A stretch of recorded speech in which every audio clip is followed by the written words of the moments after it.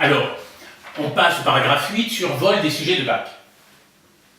Alors, de quoi s'agit-il? Eh bien, j'ai regardé les 14 sujets de bac qui sont tombés en 2013, et en fait, à chaque fois, l'exercice se déroule suivant le même plan, ou plutôt suivant deux plans différents. C'est-à-dire, soit l'exercice traite une suite arithmético-géométrique, et à ce moment-là, c'est tout le temps ce plan-là, soit l'exercice traite une suite géométrique, et à ce moment-là, c'est tout le temps ce plan-là. Voilà.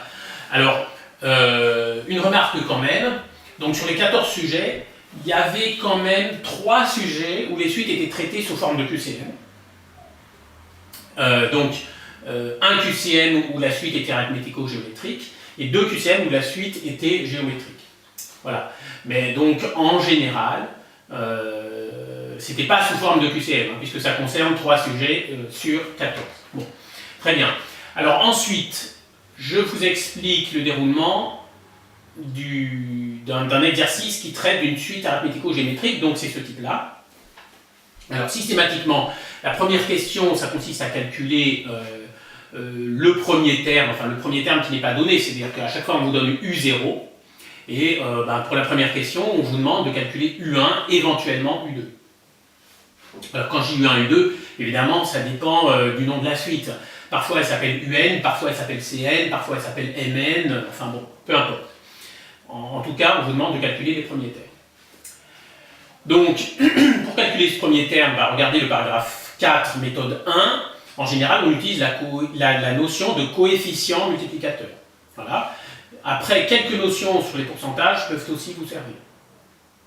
Voilà. Donc, la première question, systématiquement, c'est ça. La deuxième question, c'est ce que j'appelle le passage du contexte à une formule, donc qui est travaillé dans le paragraphe 4 de la vidéo. Et on doit aboutir à une formule du type UN plus 1 égale 0,9 UN plus 30. Voilà. Et donc là, effectivement, on reconnaît une suite arithmético-géométrique. Bon, très bien. Alors, troisième question. Donc c'est là qu'on introduit la suite auxiliaire Vn qui est géométrique. Donc ici, par exemple, évidemment c'est un exemple, Vn plus 1 égale Un moins 300. Donc le nombre qui est là peut changer. D'abord, il peut être en moins ou en plus, peu importe. Et donc la question, c'est montrer que Vn est géométrique. Alors cette question, c'est systématiquement la plus difficile de tout l'exercice. Donc il y a en fait le paragraphe 5 de cette vidéo qui est consacré à cette étape, donc regardez. Voilà.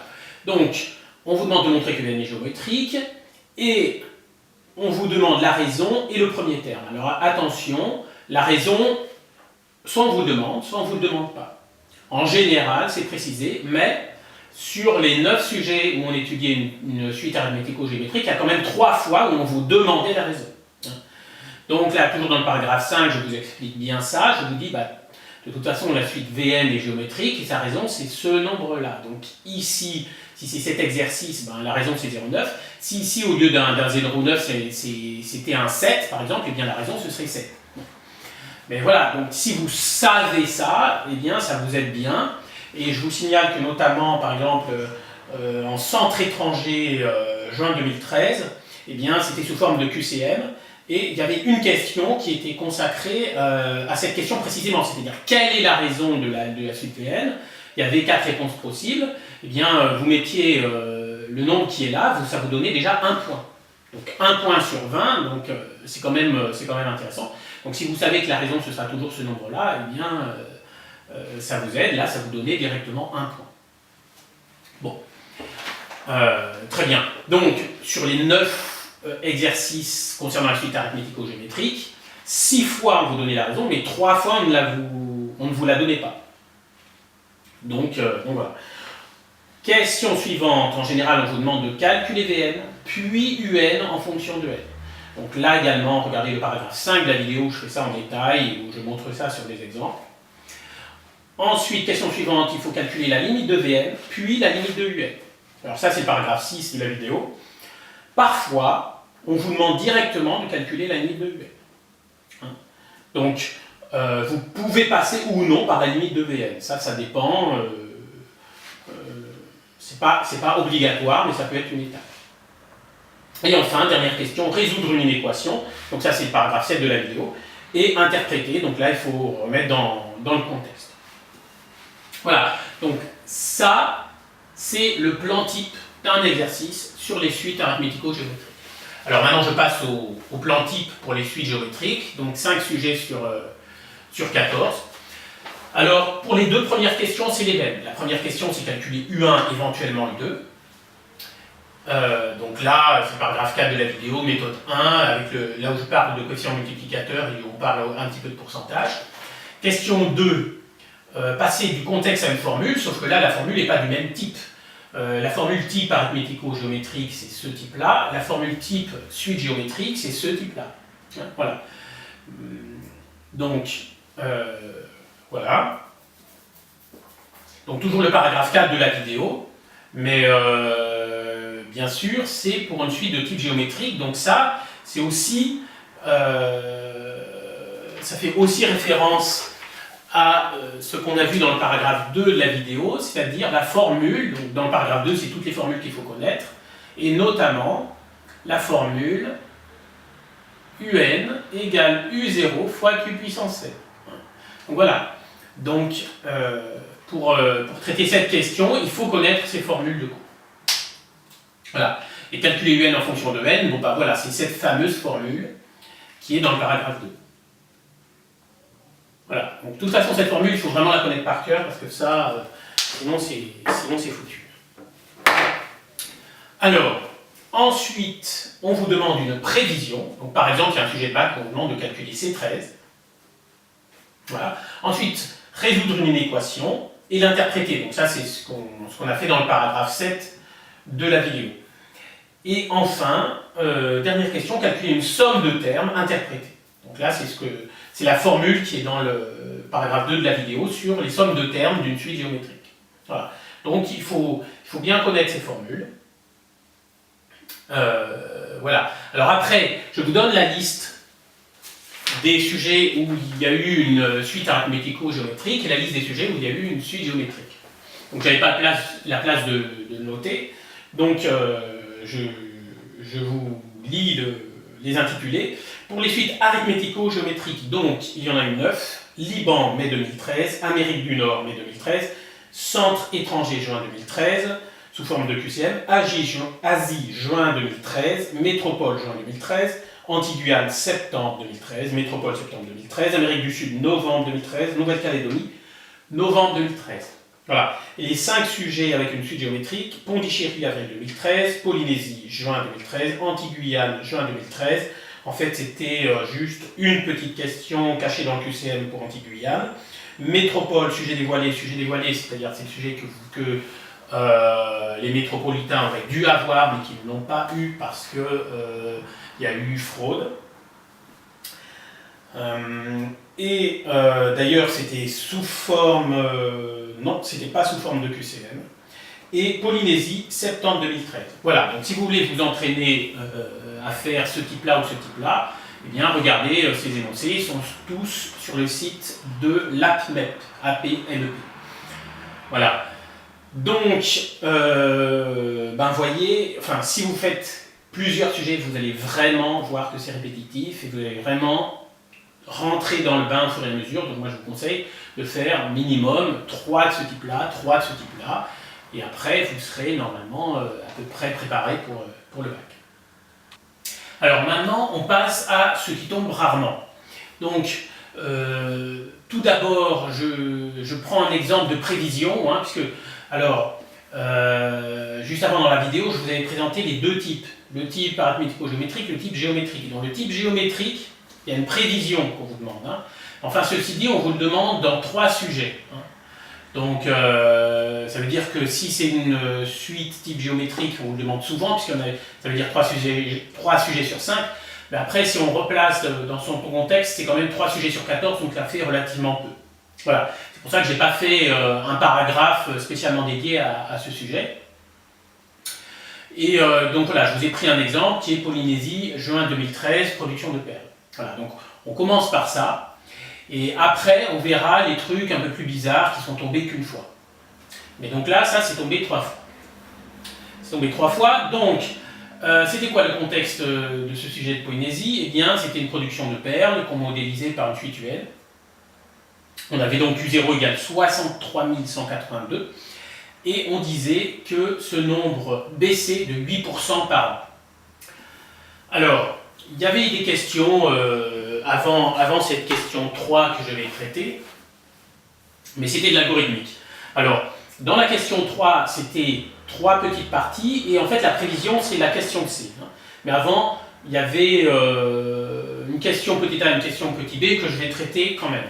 Alors, donc, question 3a, montrer que UN est géométrique, Q égale, en fait, bon, c'était pas formulé comme ça, c'était écrit montrer que UN est géométrique, quelle est sa raison, ou préciser sa raison.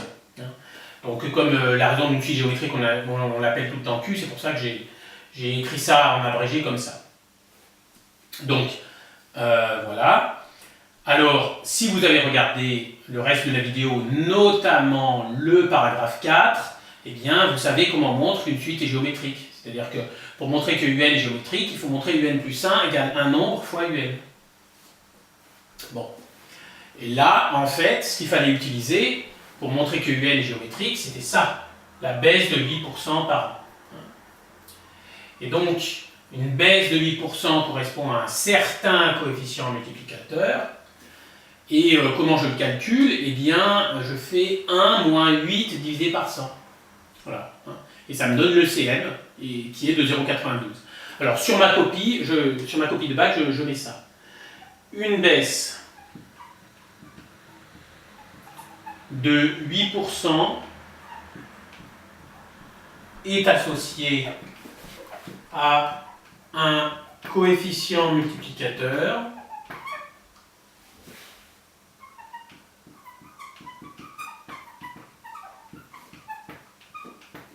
de 1 moins 8 divisé par 100 égale 0,92. Bon, vous pouvez faire le calcul à la calculatrice si vous voulez. Bien. J'insiste pas plus sur ce truc-là parce que j'en ai longuement parlé dans le paragraphe 4. Voilà. Donc regardez le paragraphe 4 de la vidéo si vous, ça ne vous évoque rien. Donc voilà. Là, je mets donc UN plus 1 égale 0,92 fois UN. Ainsi, UN est géométrique. Deux raisons, évidemment géométrique vous mettez en toutes lettres, deux raisons, 0,92. Voilà. Ensuite, petit b, exprimer UN en fonction de n. Donc ça, c'est la fameuse formule pour la suite géométrique. Donc, je vous ai donné 7 formules à apprendre par cœur, ou au moins à connaître. Eh bien, ça fait partie des 7. C'est-à-dire qu'on a UN égale U0 fois Q puissance n. Ça, c'est systématique pour une suite géométrique. Bon, de toute façon, celle-là, il faut la connaître par cœur. Donc, ici, je remplace U0 et Q par les nombres. U0, c'était précisé, c'est ce nombre-là, 63 182. 63 182. Q, on a dit que c'était 0,92. Et voilà. Là, j'ai terminé mon petit b. Petit c. Alors, quel montant prévoir pour 2016? Dans l'énoncé, c'était précisé que, en fait, UN, c'était pour 2011 plus N. Donc, j'ai oublié de noter. UN, c'est pour l'année 2011 plus N. Donc, là, on me demande le montant pour 2016. Donc, la première chose à savoir, c'est 2016, ça correspond à N égale combien? Donc, pour 2016, eh bien, j'ai 2011 plus N qui fait 2016, et donc ça me fait N égale 5. Voilà. Donc, le montant pour 2016, c'est U5. U5 égale 63 182 fois 0,92 puissance 5.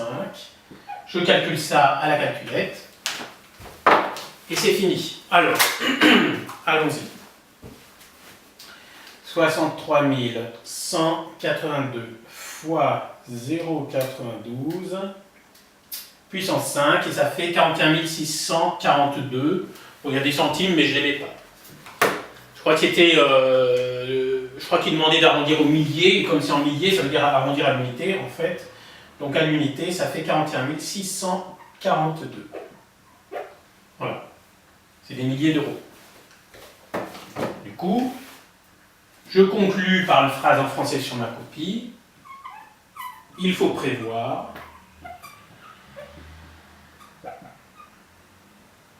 $41 642 milliers d'euros en 2016. Et voilà. Donc, une prévision, c'est juste, voilà, vous avez une formule et vous remplacez n par le bon n dans la formule. Hein. Donc ça, c'est vraiment facile. Par contre, si vous n'avez pas la formule, vous êtes foutu. C'est-à-dire que si vous n'aviez pas trouvé ceci pour le petit b, vous ne pouviez pas faire le petit c. Hein. Donc, bilan des courses, eh bien, cette formule, il faut vraiment la connaître par cœur. Voilà. Donc là, c'est terminé pour mon premier truc qui tombe rarement, qui est le calcul d'une prévision. Et maintenant, on va passer aux choses vraiment plus bizarres qui sont tombées qu'une fois dans les sujets de 2013. Alors, donc, la première bizarrerie, c'est Polynésie, juin 2013, exercice 3. Vous aviez un tableau qui représentait le montant annuel de... la valeur brute des produits perliers en milliers d'euros, enfin peu importe ce que c'était.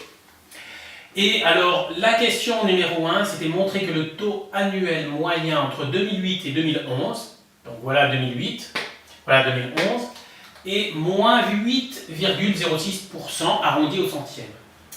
Moins 8,06%. Alors, eh bien, c'était très bizarre. Pourquoi? Parce que le taux annuel moyen, il y a une formule, mais cette formule n'est pas au programme. Donc là, franchement, celui qui a fait le sujet, il était totalement à côté de la plaque. En fait, cette question-là est une question qui était relativement classique dans l'ancien programme. Parce que dans l'ancien programme, il y avait tout un exercice sur les nuages de points, les choses comme ça, où systématiquement, il y avait des pourcentages. Et donc, on étudiait des taux de variation ou des taux annuels, enfin voilà. Et donc, classiquement, il y avait cette question-là. Donc c'était au programme, donc les profs vous préparaient à ce genre d'épreuve. Mais cet exercice a été totalement zappé avec le nouveau programme. Dans le nouveau programme, il n'y a rien sur les pourcentages, alors que pourtant, on peut vous demander quand même un calcul de pourcentage dans l'exercice sur les suites. C'est pour ça que dans cette vidéo sur les suites, je vous parle de coefficient multiplicateur, parce que c'est quand même très utile. Mais le taux annuel moyen, eh bien, c'est plus au programme. Je vous en ai pas parlé plus tôt dans la vidéo parce qu'en fait, sur les 14 sujets, c'est tombé une fois, là, en Polynésie. Mais voilà, je maintiens que c'est hors programme et que celui qui a pondu le sujet s'est trompé lourdement. Il n'aurait jamais dû poser cette question. Mais voilà. Donc, alors après, il y a une formule, donc éventuellement mettez-la dans un coin de la calculette, on ne sait jamais. Après, normalement, ça ne devrait pas retomber cette année, hein. J'espère qu'ils ne vont pas refaire la même bêtise, mais sait-on jamais, enfin en tout cas, voilà, moi, je veux vous préparer à toute éventualité, je veux dire, ils ont fait une connerie l'année dernière, ils peuvent faire une connerie cette année. Donc voilà, donc pour le taux annuel moyen, il y a une formule. Taux annuel moyen, et la formule est la suivante, c'est-à-dire 1 plus t sur 100 à la puissance n égale valeur finale divisée par valeur initiale. Voilà. Où n, c'est le nombre d'années. Donc, vous allez voir tout de suite ici sur cet exemple. Donc ça c'est la formule. Voilà. Donc, sur ma copie, qu'est-ce que je mets? Eh bien, je mets 1 plus t sur 100 à la puissance n égale valeur finale qui est là, sur valeur initiale qui est là, hein, puisque c'est de 2008 à 2011. Donc ça nous fait 63 182 divisé par 80 295. Voilà. Bien. Alors ici, n c'est le nombre d'années. C'est quoi le nombre d'années? C'est le nombre d'années entre 2008 et 2011. Entre 2008 et 2011, il y a 3 ans. Donc je mets ici n égale 3. Donc j'ai 1 plus t sur 100 à la puissance 3 égale 63 182 sur 81 295. Je vais remplacer ça par une valeur approchée. Alors, on dit 63 182 divisé par 80 295. Alors, ça fait 0,77, 71, 94, 16, 94. Bon, je ne vais pas mettre tous ces chiffres, mais par contre, je ne vais pas mettre que 2 chiffres. Hein. Alors là, non, hein, j'en mets au moins 3. Donc, par exemple, là, je vais en mettre 4. 77, 72. Voilà. Bien. Et alors, attention. Parce que là, il y a une étape un peu délicate. Donc, je fais la suite ici. Bien, si 1 plus t sur 100 au cube, ça fait ce nombre. Donc, je réécris. Donc, 1 plus t sur 100 au cube, ça fait 0,7772. Eh bien, ça veut dire que 1 plus t sur 100, c'est 0,7772 à la puissance 1 tiers. D'accord? Et si c'était 5 ans, ce serait 1 cinquième. Faites attention. Hein. Donc ça, je ne vais pas vous faire un cours sur les puissances, hein, parce que ça ne vaut pas le coup, ça vaut pas le coup juste pour cette question qui tombe, vous voyez, enfin là elle est tombée une fois sur 14 et puis normalement elle ne devrait pas retomber cette année, donc ça ne vaut pas le coup de faire un cours là-dessus. Mais le 3 qui est là, ça donne un 1 tiers qui est là. Voilà. Donc après je calcule mon 0,7772 puissance 1 tiers. Donc dans ma puissance 1 tiers, je mets des parenthèses autour de 1 tiers. Hein. Voilà, et ça fait 0,92 ou 0,919. Allez, je prends 3 chiffres après la virgule. Voilà. Bien.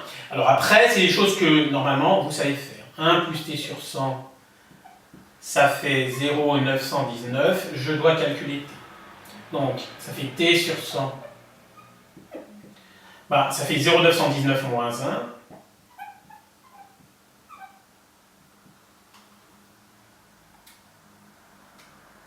Ce qui fait moins 0,0.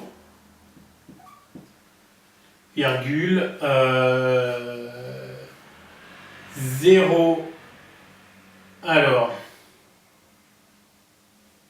Ouais. Il faut que je mette pas mal de chiffres après la virgule. 0,0806. Là, en fait, il me faut 4 chiffres après la virgule. Donc, du coup, là, il m'en faut 4 aussi. Voilà, hop. De toute façon, sur ma calculatrice, à chaque fois, je reprends le résultat précédent. Comme ça, j'ai tous les chiffres. Bien. Alors, et donc, t, ça fait à peu près, maintenant, je n'ai plus qu'à multiplier par 100. Donc, moins 0,0806 fois 100, ce qui nous fait moins 8,06. Donc, le taux, c'est bien moins 8,06%, mais voilà, c'était totalement hors programme. Donc, voilà. Donc, que dire? Normalement, vous ne devriez absolument pas avoir ça, mais pourquoi pas mettre cette formule dans un coin de la calculatrice Et attention, parce que cette formule risque de ne pas suffire. Bon, d'abord, il faut savoir que n, c'est le nombre d'années. Et ensuite, il faut savoir que là, vous allez avoir quelque chose à la puissance n. Eh bien, il faudra que le transférer de l'autre côté, mais il devient 1 sur n. Donc ici, n vaut 3, ça devient 1 tiers. Si c'était 5, ça deviendrait un cinquième. Si c'était 12, ça deviendrait un douzième. Donc voilà. Donc, si vous voulez être tranquille, vous mettez cette formule dans un coin de la calculette, mais vous n'oubliez pas le passage de là à là. Donc voilà, c'est tout pour la bizarrerie numéro 1. Alors, deuxième et dernière bizarrerie, toujours Polynésie, mais cette fois-ci c'était septembre 2013, la population de l'Allemagne. Et je vous propose de regarder un petit peu la partie C. C'est elle qui était un petit peu bizarre, la partie A et B était tout à fait classique. Alors, pour la partie C, je vous lis l'énoncé. Dans cette partie, on tient compte des flux migratoires. On estime qu'en 2011, le solde migratoire, entre parenthèses, différences entre les entrées et les sorties du territoire est positif en Allemagne. Il s'élève à 49 800 personnes. On admet de plus que le taux d'évolution est de moins 0,22%, ainsi que le solde migratoire reste constant les années suivant 2011. C'est-à-dire le taux, moins 0,22%, reste constant, le solde migratoire, 49 800, reste constant. Voilà, c'était ça l'intitulé. Je vous ai résumé ça en disant que chaque année, bon voilà, on perd 0,22% de la population, et il y a 49 800 nouveaux arrivants. Alors, les questions étaient les suivantes, je les ai notées là. Donc, première question, modéliser cette situation à l'aide d'une suite Vn, dont on précisera le premier terme V0, ainsi qu'une relation entre Vn plus 1 et Vn. Donc ça, c'était relativement difficile. Et la question 2, plus simple, calculer V1 et V2, que peut-on conjecturer sur l'évolution de la population de l'Allemagne? Donc ça, c'était relativement simple, mais malheureusement, pour calculer V1 et V2, il fallait connaître la relation entre Vn plus 1 et Vn. Donc il fallait connaître la réponse à la question 1. Voilà. Sinon, il y avait peut-être moyen de se débrouiller en bidouillant, mais pas sûr. Hein. Voilà. Donc, alors, qu'est-ce qu'il fallait répondre? Bon. Eh bien, d'abord, le côté simple, c'est préciser V0. Parce que le V0, alors, il n'était pas précisé dans la partie C, mais il était donné plus haut. Il précisait bien que c'était les années suivant 2011. Voilà. Et on savait qu'au 1er janvier 2011, il y avait 80 751 602 habitants. Donc V0, c'était 81 751 602. Voilà. Regardez sur l'énoncé, hein, mais vous verrez que le V0, il n'était pas difficile à trouver. Voilà. Donc, pour V0, c'est bon. Maintenant, la relation entre Vn plus 1 et Vn, donc c'est là que c'était pas classique, c'était pas très difficile, mais c'était pas classique, c'était le seul sujet de bac où il y avait ça. Normalement, la relation entre Vn plus 1 et Vn, on vous la donne. Bon. Et bien là, qu'est-ce qu'il fallait dire? Il fallait dire que puisque chaque année, ça baisse de 0,22%, et chaque année, il y a 49 800 nouveaux arrivants, eh bien, cela donne la chose suivante. Ça veut dire que Vn plus 1, eh bien, je pars de Vn, la population de la Vn, j'enlève 0,22 divisé par 100, donc j'enlève 0,22% de Vn, voilà, ça c'est pour la baisse de 0,22%, et j'additionne les nouveaux arrivants qui sont 49 800. Voilà. Bon, très bien, donc ça fait Vn moins, alors 0,22 divisé par 100, ça fait 0,0022 Vn, plus 49 800. Je factorise par Vn, ici, enfin ici et là, donc ça fait 1, parce que là c'est une fois Vn. Je peux le mettre sur ma copie, c'est pas obligé, hein, mais 1 moins 0,0022, plus 49 800. Bon, après je prends ma calculatrice pour calculer 1 moins 0,0022 et ça nous fait 0,9978.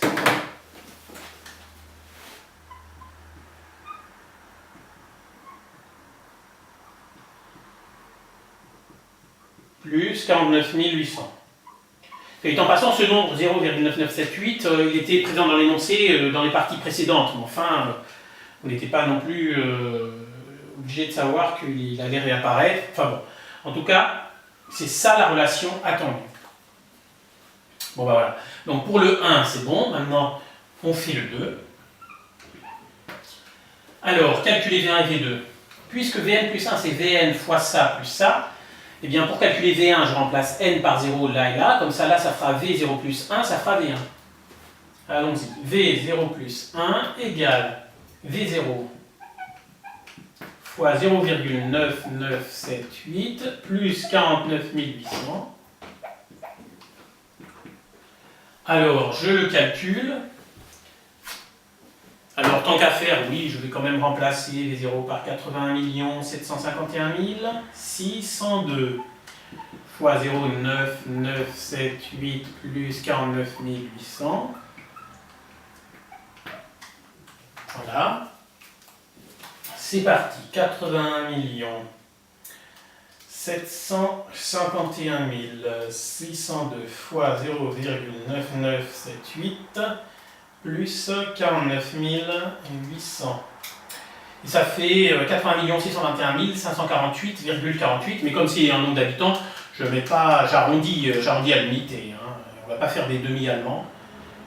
80 621 548. Voilà. Voilà pour V1. V2. Alors, c'est toujours cette formule. Mais pour avoir V2, il faut avoir 2 ici. Pour avoir 2 ici, il faut que je remplace n par 1, parce que ça fera 1 plus 1, 2. Si je remplace n par 1 ici, il faut que je remplace n par 1 ici. Donc V2, pourquoi? Voilà, c'est égal. V2 égale V1 fois 0,9978 plus 49 800. Ouais, donc, puisque V1 c'est à peu près 81 621 548. Donc voilà, je vais multiplier par 0,9978 et additionner 49 800. Alors,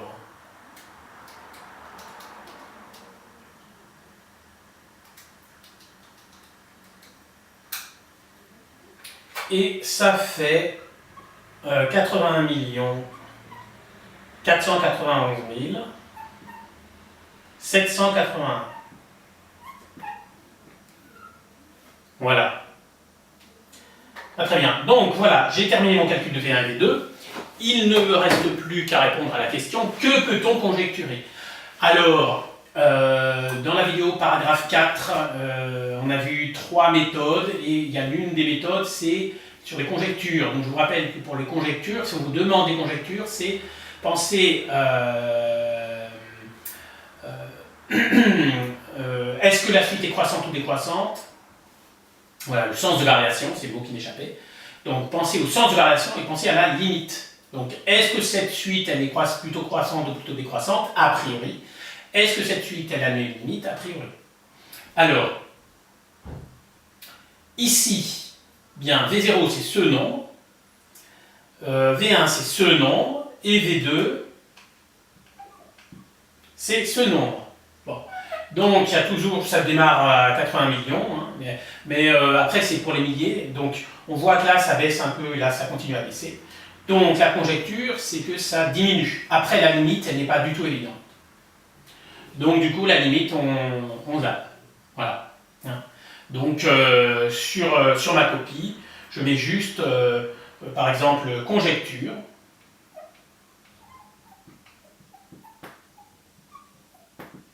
Vn est décroissante. Je peux mettre est apparemment décroissante. Quel est l'intérêt de mettre apparemment? Eh bien, c'est de montrer au correcteur que j'ai bien conscience que je ne l'ai pas démontré. Mais ça n'est pas demandé. Une conjecture, c'est quelque chose que l'on ne démontre pas. Voilà. Bon, si vous mettez conjecture Vn est décroissante, c'est bon aussi, hein, mais là je rassure le correcteur. Si le correcteur il se dit cet élève-là, on ne sait jamais trop s'il comprend ou pas. Alors moi, je montre que je comprends, que je n'ai pas démontré qu'elle est décroissante. Hein. Parce qu'il y a des élèves qui sont persuadés qu'à partir du moment où on constate que c'est décroissant sur les premiers termes, c'est bon.